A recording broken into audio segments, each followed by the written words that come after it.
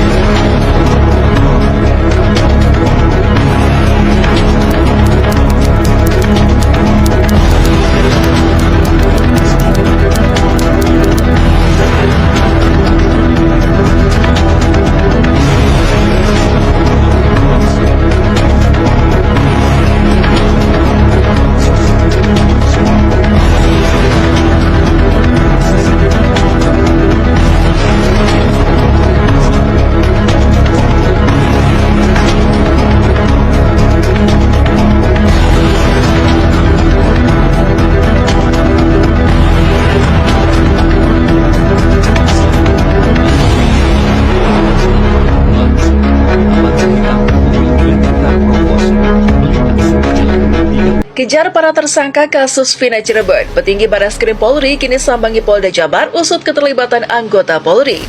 Ibtu Rudiana merupakan salah satu aktor di balik kasus yang menewaskan anaknya sendiri dan saudari Vina. Barreskrim Polri akhirnya turun tangan dan turut andil mengerahkan tim asistensi terkait kasus pembunuhan Vina yang terjadi di Cirebon, Jawa Barat pada 2016 silam. Direktur Tindak Pidana Umum Barreskrim Polri, Brigjen Johandani Raharjo Puro, awalnya hanya kerahkan tim untuk membantu Polda Jabar dalam pencarian para tersangka pembunuhan yang masih buron. Seiring kasus Vina ini semakin melebar luas dan tak menemukan titik terang, fakta baru justru ditemukannya dari anggota Polri justru terseret dalam permainan kasus tersebut. Bahkan salah satu dari mereka yang terlibat termasuk dari keluarga sang korban, Ibtu Rudiana, ayah dari almarhum Muhammad Rizky Rudiana alias Eki. Lantas, apa tindakan Barreskrim Polri dalam menangani kasus kematian Vina ini yang nyatanya disebabkan oleh sepak terjang dari anggota Polri sendiri? Nah, saya akan ralat satu persatu tentang kasus Vina ini ya, semoga ini didengar oleh Presiden kita dan Kapolri kita. Jadi pertama, kasus yang namanya Antam pada tahun 2010 lalu ya masih dalam pengawasan. Kedua, seorang Ibtu Rudiana pada waktu itu sedang menangani bubuk yang melalui kapal Ya, kalau dulu zamannya SBY itu kan saya bilang ada seorang bandar yang namanya Corbi lolos dari Indonesia ini karena suap uang. Itu pertama, kalian masih ingat kasus Corbi? Itu melibatkan yang namanya anak seorang penguasa yang tatonya dihilangkan. Sekarang ini jadi ketua PAN juga kan. Nah, itu satu. Kedua, seorang itu ya Rudiana, bapaknya Eki, 2010, 11, 12, 3 sampai 16 itu sedang mengurusi, merinding bulu kudus saya, sedang menangani kasus yang namanya bubuk melalui kapal besar, diketahui oleh anaknya Eki. Ini harus benar-benar sampai ke telinganya Bapak Presiden. Usut Kapolri pada tahun 2010 sampai 2016 lalu itu dipanggil kembali, seharusnya dia mengetahui itu. Seorang orang tua Eki ini posisinya terjepit. Bandar itu sasarannya adalah Eki. Atas suruhan bandarlah anak-anak geng itu menghabisi yang namanya Eki. Ya, tidak ada unsur soal-soal Linda atau yang namanya Pina, dendam dan sebagainya. Tidak. Intinya, kuncinya, saya mencurigai bulu kudus saya. Ini saksi merinding ya. Ini jam berapa ini? Jam 5.47 menit. Tanggal 1 ya hari ini ya. Apa tanggal 31? Nah, saya ungkap, hari ini saya mencurigai seseorang caleg PKS yang belum lama ini menangkap Peggy Setiawan yang pakai jenggot itu. Itulah salah satu, kalau mau tahu kalian seluruh rakyat Indonesia, kunci utamanya. Saya kan udah bilang, bongkar itu semua. Ya, bandar itu sangat dekat dengan orang yang menangkap Peggy Setiawan, seorang yang namanya buruh bangunan itu ya, kuli bangunan. Itulah orangnya. Saya tidak bohong ya, saya tidak bohong. Saya berani taruh. Itulah orang, salah satu kuncinya. Salah satu kuncinya itu ya. Saya mencurigai yang namanya caleg PKS itu mantan caleg PKS ya. Saya bukan fitnah. Tapi salah satu orang itu adalah menyuruh yang namanya anak geng-geng motor ini, termasuk yang namanya Peggy lah, Aldo lah, orang yang memukul yang namanya Eki itu adalah Aldo, suruhan si bandar. Oke, suruhan si bandar. Si bandar sangat dekat sama orang yang belum lama ini ketangkap di supermarket sedang membeli celana yang berjenggot. Kalian perhatikan, saya memperhatikan itu ya. Setiap ada postingan di media sosial ini, selalu ada orang itu di depan pakai kamera. Orang yang berjenggot itu. Itulah salah satu orang kuncinya. Saya bukan fitnah. Ya, saya bukan fitnah itu ya. Salah satu kuncinya adalah orang yang berjenggot itu. Mari, Polri jangan tuli, kejaksaan jangan tuli, tolong orang itu diinterogasi. Dialah tahu kunci yang namanya seorang bandar yang membayar anak-anak itu, termasuk yang namanya salah satu Aldo pada malam hari itu ya. Itu kejadiannya bukan di jembatan itu ya, tapi di tempat lain. Diseretnya baru ke sana. Ya, itu sebenarnya dilakukan di tempat lain. Itulah pelakunya adalah Aldo. Ya, pelaku utamanya bernama Aldo. Kita nama samaran Aldo ini kita nggak tahu. Ya, nama samarannya Aldo itu ya.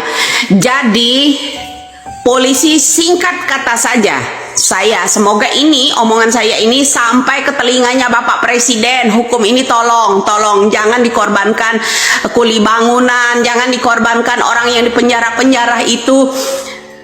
Betul, mereka itu dibayar, salah satunya yang bertahi lalat itu. salah satu yang bertahi lalat itu saya tahu dia betul mengenal betul ya uang itu karena dia menerimanya. Ya, ke saya udah bilang ini semuanya karena uang. Uang itu menerimanya dari orang yang berjenggot itu, ya, yang berlagak menjadi penangkap Peggy Setiawan seorang kuli bangunan kemarin. Itulah tolong buat Kapolri, ya, kepolisian, tolong itulah orang salah satunya harus mengusut ini. Jangan dibungkam pakai uang. Dia ya, itu yang menangkap Peggy Setiawan. Orang ini nih, coba saya nanti ya, saya screenshot ini yang namanya fotonya ya. Coba bisa kita tempelkan enggak di sini ya. Nah, itulah salah satu orangnya, kunci utamanya agar hukum ini bisa tertegak luas. Ya, jangan memfitnah yang lainnya. Geng-geng motor itu sebagai Peggy Setiawan dan anak-anak dari mantan siapa namanya itu bupati itu ya, betul mereka tidak memukul ya, mereka tidak memukul, tapi mereka ini dibayar seorang bandar bubuk itu melalui kapal yang ditangani oleh orang tuanya Eki, yaitu Ibtu Rudiana. Ya, saya menolong-tolong ya, selamatkan yang namanya Bapak Ibtu, seorang orang tua Eki ya. Ini dalam pengawasan seorang jenderal berpangkat, karena backingan bandar itu orang berpangkat tinggi di kepolisian negara kita ini. Ya, itulah bobroknya hukum di Indonesia. Ya, jadi untuk bapaknya Eki ya, yaitu Bapak Ibtu Rudiana, saya mohon ya, ini kasus anaknya betul dia udah menutup, tapi kasus yang diketahui oleh Bapak mohonlah dibuka mulut. Salah satu kuncinya orang yang dari mantan caleg PKS ya, kalau nggak salah itu pokoknya dari PKS itu asal mulanya. Orang yang berjenggot itu yang menangkap Peggy Setiawan itu tolong diinterogasi, tahanlah sampai sekarang ini agar terkuat. Semuanya akan terkuat apabila kepolisian berani, punya mental, Kejaksaan Agung bisa menginterogasi yang namanya orang tersebut itu ya. Saya bukan dukun, bukan siapa ya, saya orang biasa, tapi Allah lah yang mengasih tahu itu ya. Salah satu jalan semua ini Allah yang menurunkan itu ya, kemampuan seorang manusia. Ini hari Sabtu tanggal berapa ini? Tanggal 31 apa udah 1 Mei ini ya. Jam pokoknya tadi jam 5 setelah sholat subuh ya, jam 5 lewat 54 ini ya, saat ini saya terakhir bicara. Nah itu ya, jadi saya harap Indonesia ya, tolong uploadlah kembali foto seorang yang menangkap kuli bangunan yang berjenggot itu. Itulah salah satu ini, tapi dia akan takut ya, akan takut bilang kalau saya fitnah ini nanti ya. Tidak, itulah salah satu kuncinya ya, demi Allah itu salah satu kuncinya. Semoga doa saya seorang itu bapaknya orang Eki ya, ini dilindungi Allah Subhanahu wa Ta'ala. Mudah-mudahan ini terbongkar semua ya, disuap karena uang semua. Mudah-mudahan ini terbongkar melalui orang yang menangkap Peggy Setiawan seorang kuli bangunan itu. Oke, salam waras, salam NKRI ya. Doa kita bersama, mudah-mudahan terbongkar bandar itu ya. Kasus Vina dan Eki bahkan Peggy berawal dari sini. Di tanggal 6 April 2016 ada tragedi kapal penyelundupan narkotika di pelabuhan Cirebon, yang saat itu pas banget ayah anda Eki sedang bertugas di bagian narkotika sebagai kanit. Kita tahu sendiri di mana ada narkotika dan kapal besar sebagai alat transportasi pengiriman, udah pasti itu mainan mafia, dan mafia sekelas besar ini udah pasti backingannya penguasa. Sebenarnya hal-hal seperti ini sering terjadi, cuman baru kali ini ditangani.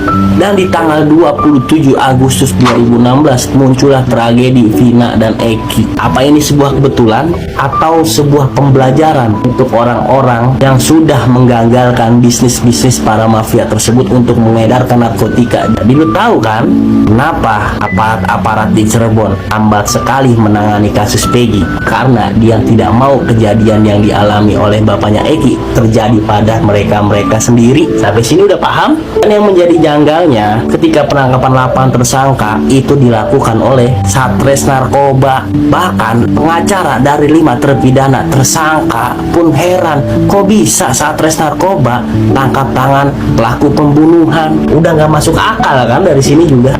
Dan dari 8 tersangka itu kebanyakan ditangkap tanpa alat bukti, hanya berdasarkan pengakuan sendiri. Itu tersangka yang sudah bebas yaitu Saka. Kalau dia mengaku sebagai tersangka karena diintervensi, sebenarnya nyambung juga sih. Seharusnya kalau gue jadi Saka, ngapain pusing-pusing untuk bersuara? Toh gue udah bebas ini, bener nggak? Tapi dia mencoba menyuarakan hal-hal yang benar. Dan dari persidangan kasus yang pertama 8 tersangka, ada saksi dari Saka yang penjelasannya tidak didengarkan sama sekali, bahkan disumpah pun tidak. Itu keterangannya ketika diwawancari Kang Deddy. Pengadilan yang dijalankan lebih percaya pada AF yang di situ tidak hadir dalam persidangan tapi disumpah sebagai saksi. Gimana nih tanggapan para netizen Indonesia? Apakah bisa 8 tersangka ini dikatakan hanya kambing hitam dari seseorang untuk meluapkan emosi? Ya, dalam sebuah kasus harus dicari kambing hitam jika orang-orang yang kita percaya untuk menegakkan hukum tidak bisa menersangkakan tersangka asli. Dan pernyataan Aep ini sangat berbeda karena Aep bilang Peggy ini salah satu teman dari terpidana yang sudah dipenjara. Tapi Linda dan tersangka-tersangka yang sudah menjadi narapidana, bahkan Saka, tidak mengenali siapa itu Peggy. Jadi pertanyaannya, apakah Peggy menjadi kambing hitam selanjutnya atau Peggy memang benar-benar tersangka? Jadi itu ya teman-teman, oknum polisi yang terekam CCTV saat penyelundupan saat penyelundupan narkoba ya. Jadi penyelundupan ini ada kaitannya dengan kasus kematiannya si Vina, karena di situ kata para netizen terutama Bunda Widya yang mengatakan pada saat Ibtu Rudiana menjabat sebagai kanit narkoba waktu itu, dan di situ ada penyelundupan bubuk satu kapal ya, ada penyelundupan bubuk satu kapal, dan saat itu kanitnya si Ibtu Rudiana yang menangani ya, dan di situ ada penyelundupan ya, dan diketahui oleh anaknya yang bernama almarhum Eki ya. Dan si Bandar ini tidak terima karena ketahuan si Eki, makanya si Bandar ini menyuruh karena punya teman yang agak dekat sama mas yang oknum yang berjenggot, makanya dia menyuruh si oknum itu, dan si oknum itu mendekati geng motor, dan akhirnya geng motor itu menghabisi si Eki ya. Jadi itu ya teman-teman, dan ini video ini kan banyak mendapatkan tanggapan-tanggapan dari para netizen ya. Jadi netizen itu banyak berkomentar, termasuk Bunda Widya, termasuk ada netizen-netizen yang lain ya teman-teman. Oke, terima kasih buat teman-teman semua.